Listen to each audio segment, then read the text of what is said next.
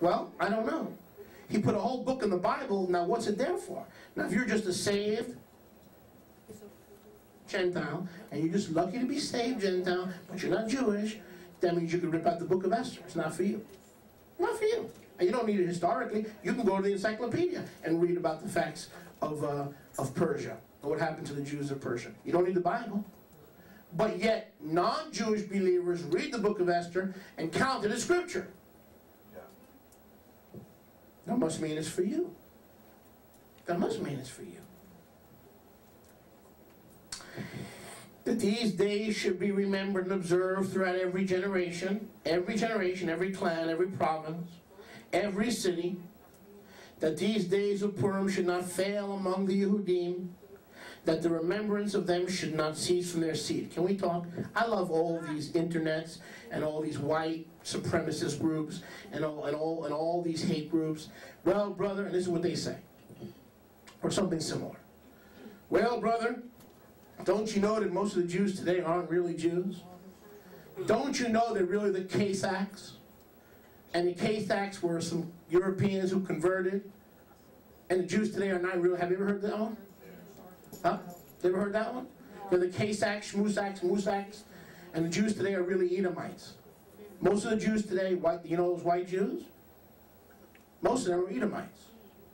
Now tell me you haven't heard that. If you've been around the block in any length of time you have. Well, guess what? I'm going to prove that is false in one sentence. It says that whoever the Jews are, we don't know. Let's pretend we don't know who they are. Whoever they are the only people who celebrate Purim. Now let me ask you a question, honey. Those white Anglo-Saxon Protestant boys, or those militia boys that flood the airwaves and the internets with all the hate stuff against the Jews, that the Jews of today are not really Jews, they're really Edomites. Do they celebrate Purim? Let's see. Do any one of them celebrate Purim? Yahweh says that this is a commanded ordinance mandated upon the true Jews for all generations, for all times. Right. So the Yahweh left us a litmus test how we could identify the true descendants of the house of Judah. They celebrate Purim. I don't know anybody that celebrates. Christians don't celebrate Purim, black or white. Especially white supremacist Anglo-Saxon groups who claim to be Christian identity people. How many Europeans hold the holiday of Purim because Europeans tend to celebrate Purim? How many European holidays throughout Europe? Huh? In Brazil, in Portugal, in the Cayman Islands. You'll only find one group in Brazil or Portugal that celebrates Purim. And they're not white, and they're not Anglo-Saxon, and they're not Protestant, they're not white Anglo-Saxon Protestant wasps. And they're not white militia Christian identity people either. They're the Jews. It says here, this celebration only takes place among the seed of the house of Judah forever. So Purim is a wonderful time to see that these Jews are the Jews of Scripture, not converted Edomites or Cossacks or Khazars or whatever else you want to call me. That trash. It's hateful. The blood of Edom is all over the place. It's in the house of Ephraim. It's in the house of Lords. It's in the house of Commons. It's not just in the house of Judah. The blood of Edom is mixed among the nations. Because of Ishmael, he made 12 princes. What happened to those 12 princes? And from Abraham, who cohabitated with Keturah, there were more Ishmaelites made. And the Edomites mixed in with the Ishmaelites, who mixed in with the rest of the nations, just like the Israelites. But most of the Edomites and Ishmaelites know who they are. Most of the Israelites don't know who they are. How's that for irony? Yeah, and that's something. So if you want to know who the real Jews are, you ask one question. Do they celebrate Purim? Yeah. Because a lot of Christians celebrate Passover. A lot of Christians celebrate Pentecost. Yeah. Pentecost Sunday. Put on your tux, honey, and look your best. That's right. But none of them guys celebrate Purim. What is it? Pastor, you know, if you're celebrating Pesach and Pentecost, I don't know, but let me ask you a question. Do you celebrate Purim? You don't.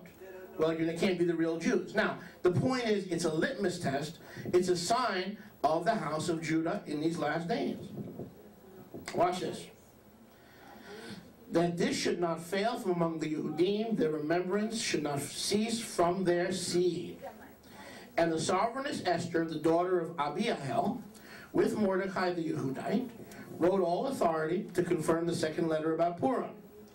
Mordecai sent letters to all the Yehudim, look, to the 127 provinces of the reign of Achashverosh, words of shalom and of truth.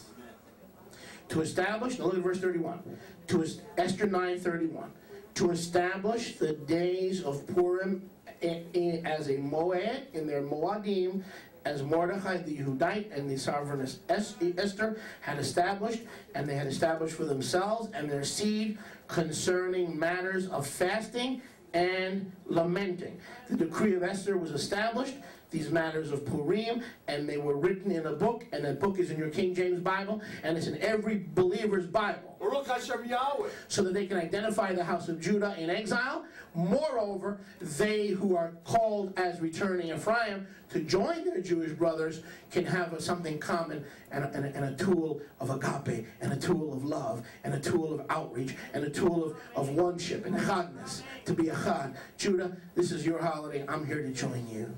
Amen. At Pesach, we're all echad. At Shavuot, we're all echad.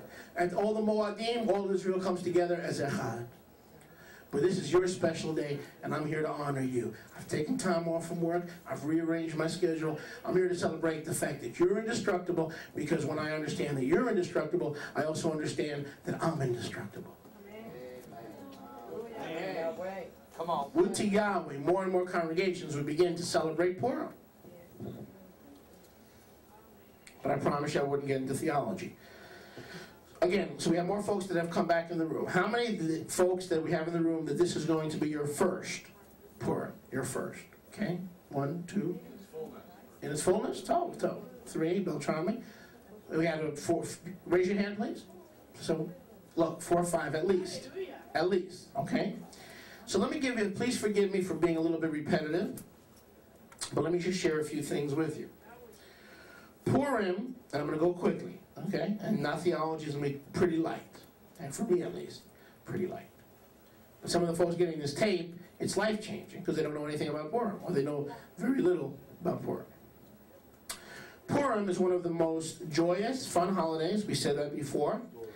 It commemorates the book of Esther, when the Hebrews living in Persia were saved from extermination. As we said earlier, Purim means lots that Haman cast for the day of the massacre of the Jews. It's also called the festival of lots. The festival of, not locks, lots. Purim is celebrated on the 14th day of the 12th month. What month are we in now? 12th month. We're in the 14th day tonight. Begins the 14th day of the 12th month, usually in March. Now the 13th of the 12th month, which is today, the 13th of the 12th month, which is today, is the day that Haman chose for the extermination of the Jews, and the day that the Hebrews battled their enemies for their lives. On the next day, or the 14th, tomorrow, they celebrated their survival. So today was the original day, the 13th day of the 12th month, that Haman had assigned for the destruction of the Jews. Tomorrow we celebrate the overcoming power of Yahweh to protect his people. But today was the actual day of the decree. Baruch Hashem Yahweh. Now on the day afterwards, we celebrate our survival. In the cities, this is interesting, listen. I told you I'll keep it light, so I'm throwing a lot of stuff at you. In the cities that were walled, in the time of Joshua, that go back to the times of Joshua, son of Nun, Purim is celebrated on the 15th day of the month, because in the scroll of Esther it says that Shushan, or the city of Shushan in Persia, where the account takes place, the deliverance from the massacre was not complete until the next day,